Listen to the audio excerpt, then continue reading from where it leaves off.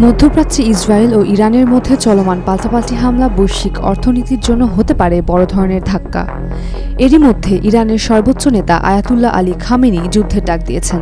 বিশেষজ্ঞরা বলছেন, এই উত্তেজনা যদি নিয়ন্ত্রণের বাইরে চলে যায় তবে বিশ্বজুড়ে তেল, স্বর্ণ, খাদ্য ও পণ্যের দাম দ্রুত বৃদ্ধি পাবে, যা অর্থনৈতিক মন্দাও ডেকে আনতে পারে। ইসরায়েল ও ইরানের মধ্যে পাল্টাপাল্টি ভয়াবহ হামলায় বাড়ছে প্রাণহানি। দুই পক্ষের আকাশযুদ্ধে ক্ষেপণাস্ত্র নিক্ষেপে সামরিক ও বেসামরিক বহু মানুষ হতাহত হচ্ছে, ধ্বংস হচ্ছে বহু স্থাপনা, বাড়ছে উদ্বেগ উৎকণ্ঠা।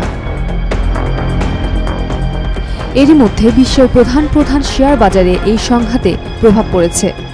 টানা সপ্তমবারের মতো বেস্ট টিস্যু পেপার ব্র্যান্ড হিসেবে স্বীকৃতি পেয়েছে বসুন্ধরা টিস্যু। শুক্রবার ওয়াল স্ট্রিটে S&P 500 এবং ন্যাসডাক কম্পোজিট সূচক যথাক্রমে 1.1% ও 1.3% হ্রাস পেয়েছে। ইউরোপের ড্যাক্স, ক্যাক 40 এবং যুক্তরাজ্যের FTSE 100 সূচকও নিম্নমুখী ছিল। বিশ্ববাজারে স্বর্ণ ও তেলের দামও ঊর্ধ্বমুখী। ব্রেন্ট ক্রুডের দাম ব্যারেল প্রতি $74.60 পৌঁছেছে, যা বৃহস্পতিবারের তুলনায় 7% বেশি। স্বর্ণের দাম বেড়ে দাঁড়িয়েছে প্রতি আউন্স $3,426।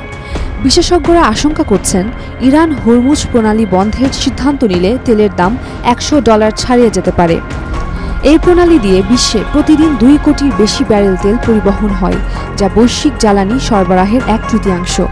তবে বন্ধের সিদ্ধান্ত নিলে ইরানের নিজেদের রপ্তানিও ব্যাহত হবে, বিশেষত চীনে, তাই তেহরান এমন ঝুঁকি নিতে দ্বিধায় থাকতে পারে। বিশ্বজুড়ে কেন্দ্রীয় ব্যাংকগুলো ইরান ইসরায়েল সংঘাত নিয়ে উদ্বিগ্ন। বিশেষ করে G7 দেশের নীতি নির্ধারণা সুদের হার কমানোর পথে থাকলেও নতুন করে জ্বালানির দাম বৃদ্ধি তাদের এই পরিকল্পনায় বাধা হয়ে দাঁড়াতে পারে। বিমান পরিবহন খাত ব্যাপকভাবে ক্ষতিগ্রস্ত। এমিরেটস, এতিহাদ, কাতার এয়ারওয়েজ সহ অনেক airline Iran, Iraq, Syria, Jordan ও লেবাননে ফ্লাইট বাতিল বা স্থগিত করেছে। ইরান ও ইরাক তাদের আকাশপথ অনির্দিষ্টকালের জন্য বন্ধ ঘোষণা করেছে। উম্মেরুম্মান ক্রান্তি, Daily Sun. For more updates, follow us on Facebook, subscribe our YouTube channel, get the latest update on www.daily-sun.com.